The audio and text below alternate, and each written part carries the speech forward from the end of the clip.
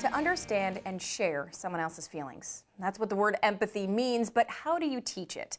Well, I am here today at Columbus Academy with Sonam Shahani, who's a 6th grade language arts teacher, and you really make it a part of your curriculum here, don't you? Yes, we're focusing on empathy through most of the school year this year. I think in 6th grade is when kids start to understand a little bit more about themselves, and they start to understand where they stand on some major issues and how they are going to approach life as they grow up.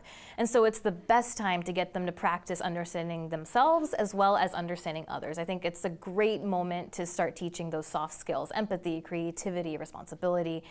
Those skills truly need to be taught explicitly. This might be the hardest question, but the most obvious then. How do you teach someone to be empathetic? The best way of doing that is to practice. You can practice through storytelling, because if you think about it, even at home, sometimes parents ask their kids, "What did you do at school today? What did you learn?" And they are trying to elicit a story from their child in order to understand their day and kind of get their kid. So storytelling is a great way to take that first step in understanding someone else's life and walking in their shoes. Maintaining communication, working in groups, teaching kids conflict management strategies are also other ways of teaching empathy. And I know that you guys do a lot of projects. Special chairs for fictional characters? Yes. What is that? Okay, so this is the first way that we introduce the practice of empathy with our students. For example, each student was given a character.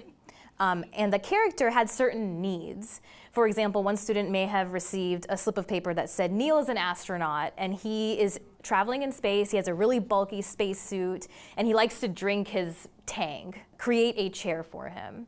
So this was really great because the kids had to think about their user the whole time that they were planning and designing a chair.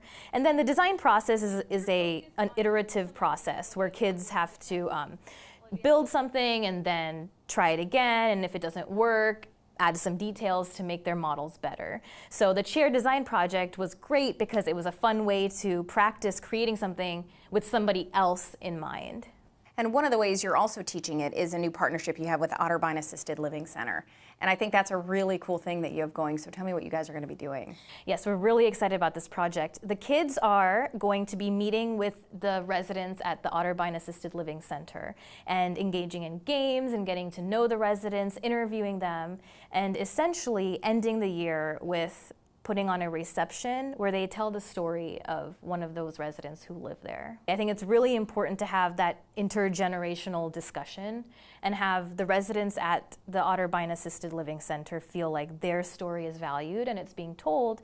And these kids can learn a lot from just having a conversation with the people who live there. What is your hope maybe for these students once they leave these doors in making them become more empathetic? I'm hoping that they leave these doors and that they are able to completely disagree with someone's point of view, but empathize with them. And they're able to respect them and walk in that person's shoes and yet completely disagree with what they're saying in a respectful way. Because I think that's something that many adults have to work on as well. Well, thank you. Obviously, teaching empathy, one of the many things they do here at Columbus Academy, and do it very well. So thank you for sharing with me. Thank you.